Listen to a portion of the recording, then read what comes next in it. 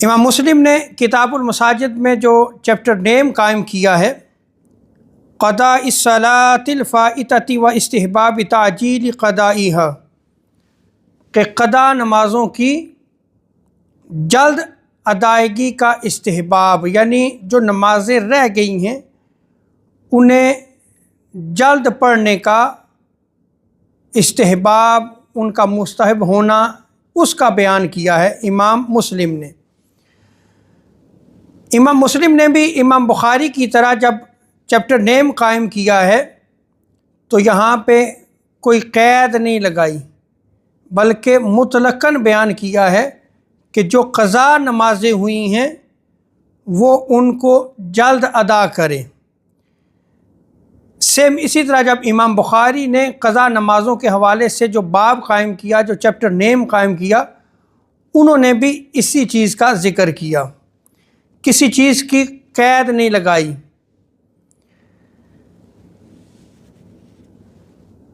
اب اگر بندہ مومن سے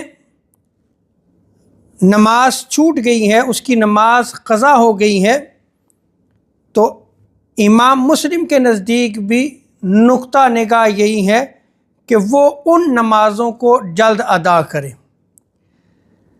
اور یہاں اس چیز کو بھی سمجھ لیں کہ امام مالک، امام ابو حنیفہ اور امام شافعی اور جمہور علماء کے نزدیک اگر جان بوجھ کر نماز کوئی چھوڑتا ہے تو وقت نکل گیا، اس نے نماز ادا نہیں کی، تو اس پر اس نماز کی قضا لازم ہے، وہ اس کی قضا کرے گا۔ اور آقا علیہ الصلوۃ والسلام سے جو نمازوں کی قضا ہے، یہ قولاً یعنی آقا علیہ الصلوۃ والسلام کے فرامین سے بھی ثابت ہے، اور آقا علیہ الصلوۃ والسلام سے عملاً یعنی حضور علیہ الصلوۃ والسلام کے عمل مبارک سے بھی ثابت ہے، یعنی قولاً اور عملاً یہ چیز ثابت ہے۔ قولاً کی صرف ایک دلیل میں آپ کے سامنے رکھتا ہوں۔ صحیح مسلم میں امام بخاری نے اسی باب کے تحت، اسی چیپٹر میں اس روایت کو نقل کیا ہے، اور امام بخاری نے بھی اس روایت کو نقل کیا ہے، گویا یہ روایت متفق علیہ ہے، یعنی بخاری اور مسلم دونوں میں نقل کی گئی ہے۔ حضرت انس رضی اللہ تعالی عنہ بیان کرتے ہیں کہ آقا علیہ الصلوۃ والسلام نے ارشاد فرمایا کہ جو شخص کسی نماز کو بھول جائے تو اس کو جب وہ نماز یاد آ جائے اس کو پڑھ لے، اور آگے آقا علیہ الصلوۃ والسلام نے ارشاد فرمایا لا کفارۃ لہا الا ذالک، جو نماز رہ گئی ہے اس کا کفارہ صرف اور صرف یہ ہے کہ وہ اس نماز کی قضا کرے، یہ اس کا کفارہ ہے۔ یہ آقا علیہ الصلوۃ والسلام کا فرمان ہے، یہ قولاً ثابت ہے کہ جس بندے کی نماز رہ گئی ہے کسی صورت میں بھی، سستی اور کاہلی کی وجہ سے رہ جائے یا جان بوجھ کر اس سے نماز چھوٹ جاتی ہے، تو اب اس نماز کا کیا ہے کفارہ، کہ وہ اس نماز کو قضا کرے گا، اور آنے والی زندگی میں اس کی نماز قضا نہیں ہونی چاہیے۔ اس کو میں نے قبل از خطاب جو ہے وہ بیان کیا ہے۔ اسی طرح آقا علیہ الصلوۃ والسلام کے عمل مبارک سے بھی یہ چیز ثابت ہے کہ اگر کوئی نماز رہ جائے تو اس نماز کو قضا کرنا ہے۔ یہ بھی آقا علیہ الصلوۃ والسلام کی سنت مبارکہ سے ثابت ہے۔ حضرت ابو ہریرہ رضی اللہ تعالی عنہ وہ اس روایت کو نقل فرماتے ہیں کہ جب غزوہ خیبر سے ہم واپس آ رہے تھے تو آقا علیہ الصلوۃ والسلام اور جو اصحاب تھے آقا علیہ الصلوۃ والسلام کے، یہ ساری رات سفر کرتے رہے۔ جب رات کا آخری پہر داخل ہوا، آخری حصہ داخل ہوا، تو آقا علیہ الصلوۃ والسلام پر نیند کا غلبہ ہوا۔ بتقاضۂ بشریت نیند کا جب غلبہ ہوا تو آقا علیہ الصلوۃ والسلام ٹھہر گئے، آپ نے اسٹے کیا، اور حضرت بلال حبشی رضی اللہ تعالی عنہ سے فرمایا کہ آج تم ہماری حفاظت کرو گے، راوی بیان کرتے ہیں کہ آقا علیہ الصلوۃ والسلام بھی اور حضور علیہ الصلوۃ والسلام کے صحابہ کرام بھی سو گئے، اور حضرت بلال حبشی رضی اللہ تعالی عنہ وہ نوافل ادا کرنے لگے، نوافل ادا کرتے رہے، جاگتے رہے۔ جب فجر کا وقت قریب ہوا تو ظاہری بات ہے سفر کی تھکاوٹ بھی تھی، تو انہوں نے کہا کہ میں اپنی اونٹنی کے ساتھ ٹیک لگا لیتا ہوں تھوڑی سی۔ وہ جو اونٹنی کے ساتھ ٹیک لگائی، نیند کا غلبہ ہوا تو حضرت بلال حبشی رضی اللہ تعالی عنہ بھی سو گئے۔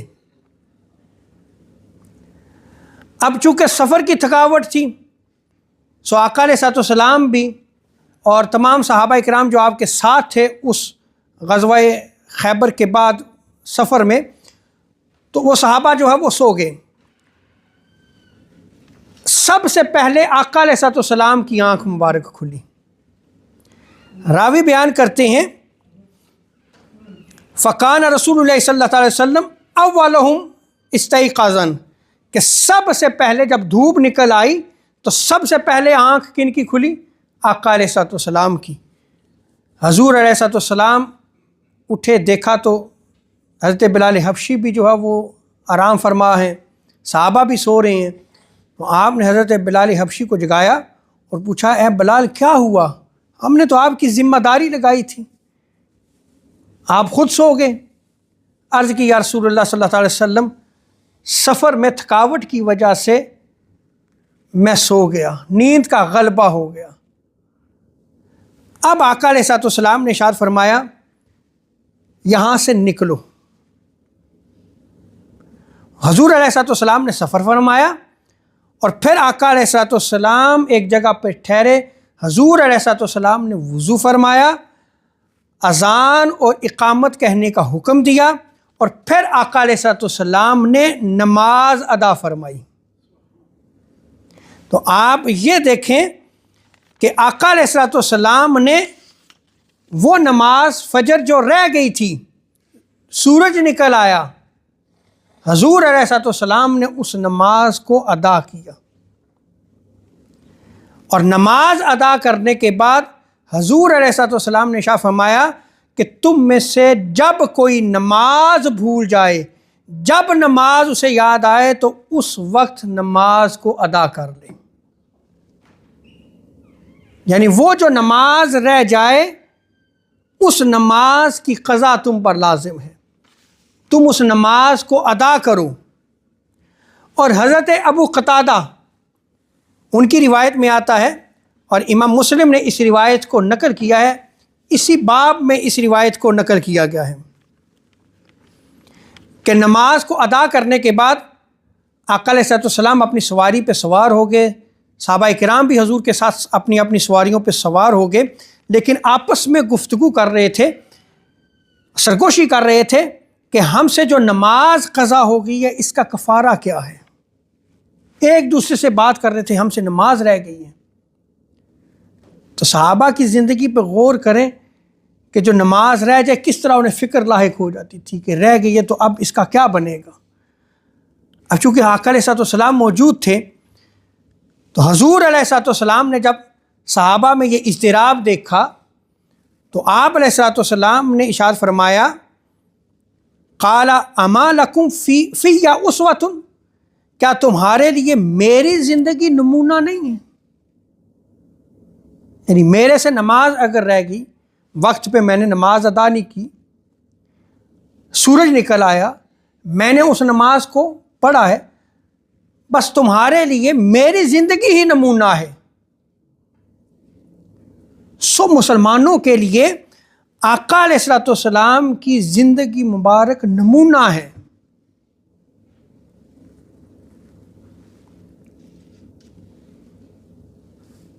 صحیح مسلم کی اس روایت سے، اور اس کو اسی باب میں جو ہے وہ نقل کیا گیا ہے، ایک اور چیز بھی جو ہے وہ میں بیان کرنا ضروری سمجھتا ہوں، اور اس روایت میں آتا ہے کہ آقا علیہ الصلوۃ والسلام نے یہ بھی پھر ارشاد فرمایا صحابہ کرام سے کہ نیند کے غلبہ کی وجہ سے تم سو گئے اور تمہاری نماز رہ گئی تو نیند میں کوئی تقصیر نہیں ہے، یعنی نیند میں کوئی قصور نہیں ہے، نیند کی وجہ سے تم سوئے رہے، اس میں کوئی قصور نہیں ہے۔ جیسا کہ آقا علیہ الصلوۃ والسلام سفر میں تھے، تھکاوٹ کی وجہ سے، نیند کے غلبہ کی وجہ سے آپ سوئے رہے، صحابہ اکرام بھی سو گئے، تو حضور نے کیا ارشاد فرمایا؟ اس میں تقصیر نہیں ہے، اس میں کوئی قصور نہیں ہے۔ اب نیند کی وجہ سے اگر کسی شخص کی نماز رہ جاتی ہے تو اب جب وہ اٹھے، جب اسے یاد آئے تو وہ اس نماز کو ادا کرے گا، اس نماز کو قضا کرے گا، اس پہ اس کی قضا لازم رہے گی، لیکن اس کو قصوروار نہیں ٹھہرایا جا سکتا۔ اب میں توجہ دلانا چاہتا ہوں کہ جو امام مسجد ہوتا ہے یہ بھی انسان ہے، یہ کوئی فرشتہ نہیں ہے۔ اگر کبھی بتقاضۂ بشریت بعض دفعہ اس سے نیند کے غلبہ کی وجہ سے نماز پہ وہ نہ پہنچ سکے، لیٹ ہو گیا، اٹھنے کا نہ اٹھنے کا کوئی اور سبب بھی ہو سکتا ہے، یا لیٹ ہونے کا کوئی اور سبب بھی ہو سکتا ہے، لیکن ہمارے ہاں جو ہے وہ معذرت کے ساتھ اس کو قصور بنا لیا جاتا ہے۔ اور حضور نے کیا ارشاد فرمایا؟ بھئی وہ جو نیند کا غلبہ ہوا اس کی وجہ سے اس کا کوئی قصور نہیں ہے، یہ شریعت ہے۔ سو وہ احباب جو 5 وقتہ نماز پڑھتے ہیں انہیں دین سیکھنا چاہیے، اور ظاہری بات ہے کہ میں اسی فیلڈ میں ہوں، زندگی کے تجربہ میں یہ چیز ہے یہ کہ اگر وہ کوئی نماز رہ گئی تو پھر صرف وہ جو نمازی ہوتے ہیں وہاں تک وہ بات نہیں ٹھہرتی، بلکہ وہ بات پوری کمیونٹی میں پھیلتی ہے، جی آج امام صاحب کو نہیں سنائی، یعنی وہ جو آپ نے اپنا رجسٹر رکھا ہوا ہے نا اس میں آپ نے غیر حاضری لگا دی، انا للہ و انا الیہ راجعون۔ کیا کہا جا سکتا ہے اس کو؟ اگر شریعت مساجد میں نہیں ہے تو پھر کہاں آپ جو ہے وہ شریعت کا آغاز کریں گے؟ اگر آپ دین کی تعلیم ان مساجد میں، اس محراب و منبر میں نہیں دیں گے تو کہاں سے دیں گے آپ پھر؟ سو اگر کسی کی نماز رہ جائے تو وہ خود ذمہ دار ہے، لیکن اگر نیند کے غلبہ، اللہ تبارک و تعالی ہمیں اس چیز کو بھی سمجھنے کی توفیق عطا فرمائے۔ اور اسی میں ایک اور مسئلہ بھی کلیئر کرتا چلا جاؤں کہ ہمارے بعض نوجوان جب یہ روایات پڑھتے ہیں اور بعض آزاد خیال لوگ ان روایات کو پڑھنے کے بعد وہ یہ کہتے ہیں کہ جب آقا علیہ الصلوۃ والسلام سوئے رہے اور جب اٹھے تو نماز ادا کی، تو اگر ہم بھی سوئے رہیں اور پھر جو ہے وہ اٹھ کے نماز پڑھ لیں تو ہمارے اوپر بھی کوئی جو ہے وہ کوئی گناہ تو نہیں ہوگا۔ اور میں نے یقین جانی ہے، یہ اکثر پوچھا بھی کیا ہے، اور اکثر نوجوان جو سرسری طور پہ جو ہے وہ روایات کو پڑھتے ہیں، جن کے پاس کوئی نالج نہیں ہوتا، یا گوگل سرچ کے تحت جو ہے وہ جب ان روایات کو پڑھتے ہیں تو پھر اس کے بعد ان کا یہ عمل بن جاتا ہے، وہ ساری رات چاہے کمپیوٹر پہ، چاہے گیمز پہ، چاہے کسی کام میں وہ مشغول ہوں، وہ ساری رات جاگتے رہیں گے، اور صبح نماز کے قریب جب وہ سو جائیں گے، جی نیند کا غلبہ ہو گیا تھا، اب اٹھیں گے جب اگر ہم نماز پڑھ لیں گے، جی ہماری نماز جو ہے ہم نے پڑھ لی ہے۔ یہ تو روایت میں بھی اسی طرح بیان کیا گیا ہے، انا للہ و انا الیہ راجعون۔ یعنی آپ دین کو اپنی مرضی کے مطابق جو ہے وہ ڈالنا چاہتے ہیں، ایسا نہیں ہے۔ اگر آپ ان روایات میں غور کریں، میں نے پوری روایت آپ کے سامنے بیان بھی کی ہے، آقا علیہ الصلوۃ والسلام غزوہ خیبر کر کے واپس آ رہے ہیں، غزوہ یعنی جنگ کے بعد واپس آ رہے ہیں، اور سفر ہے، ساری رات سفر ہوتا رہا، थकावट की वजह से आका अलैहिस्सलाम पे नींद का गलबा हुआ और सो गए। उस वजह से आप अलैहिस्सलाम की नमाज फजर रह गई और जो सहाबा इकराम आपके साथ थे उनकी नमाज फजर भी रह गई। और जब उठे तो हुजूर अलैहिस्सलाम ने उस नमाज को अदा किया, लेकिन उसके अलावा आका अलैहिस्सलाम हर नमाज को अपने वक्त पे अदा किया करते थे और यही आका अलैहिस्सलाम की सुन्नत मुबारक है। और हुजूर अलैहिस्सलाम ने सही मुस्लिम की इसी रिवायत में ये बयान किया है कि तुम्हारे लिए मेरी जिंदगी नमूना है। तो जब आप हुजूर की हयात मुबारक को नमूना लेंगे तो ये सवाल खुद ब खुद खत्म हो जाएगा कि वो कोई सबब था, उस सबब की वजह से उनकी नमाज रह गई थी। और हमारी मशगूलियत क्या होती है? दुनिया। अल्लाह ताला हमें इस चीज को जो है वो समझने की तौफीक अता फरमाए। अब आगे देखेंगे, यहां पे एक और मसले को भी क्लियर करता चला जाऊं कि नमाज फजर की जो सुन्नतें होती हैं, अगर वक्त गुजर गया, नमाज फजर उसने अदा नहीं की, सूरज निकल आया, तो क्या अब वो नमाज फजर को जब अदा करेगा फर्ज के साथ सुन्नत को भी अदा करेगा या नहीं करेगा? तो ये याद रख लें कि ज़वाल से पहले पहले अगर वो बंदा मोमन नमाज फजर जो कज़ा कर रहा है वो अपनी सुन्नत को भी पढ़ेगा और अपने फर्ज को भी पढ़ेगा। लेकिन अगर ज़वाल का वक्त भी गुजर गया फिर जो है उस पर सिर्फ फर्ज रह जाएगा, फिर सुन्नत की कज़ा नहीं रहेगी। क्योंकि अमूमन जो नमाजें अगर आपकी कज़ा हो गई हैं उनमें सुन्नत की कोई कज़ा नहीं है, सिर्फ फर्ज और वाजिब इनको आपने जो है वो कज़ा करना है। जो नमाजें आपसे छूट गई हैं, जिस हालत में भी आपकी नमाजें छूट गई हैं, उनको आपने कज़ा करना है। अब यहाँ पे बस आखिरी बात, रिवायात और भी थी मेरे पास, लेकिन वक्त जो है वो कलील है, इसलिए सिर्फ इस मसले को क्लियर करने के लिए कि हमारे सोशल मीडिया पे जो हमारे नौजवान हैं वो आसान दीन को लेना जो है वो लेना चाहते हैं और इसी में आसानी समझते हैं कि क्या है कि आपकी जो जानबूझकर नमाजें कज़ा हुई हैं, अब आपने उन नमाजों को पढ़ना नहीं है, कोई कज़ा नहीं है उनकी। आप सिर्फ तौबा कर लें और तौबा के बाद नेक अमाल करें और आइंदा ज़िंदगी में कोई नमाज जो है वो कज़ा ना करें, बस ये आप अमल शुरू कर दें। लेकिन जो कज़ा हो गई हैं, जानबूझ के जो छोड़ी हैं, वो उन नमाजों को अदा करना ज़रूरी नहीं। और हमारे नौजवानों ने इसको ले लिया, आसान है ना भाई, जो रह गई हैं बस ठीक है, ख़त्म हो गई हैं वो। तो अब आगे जो है चले हम नेक अमाल करेंगे, नमाज पढ़ना शुरू कर देंगे, पिछली जो रह गई हैं खत्म हो गई।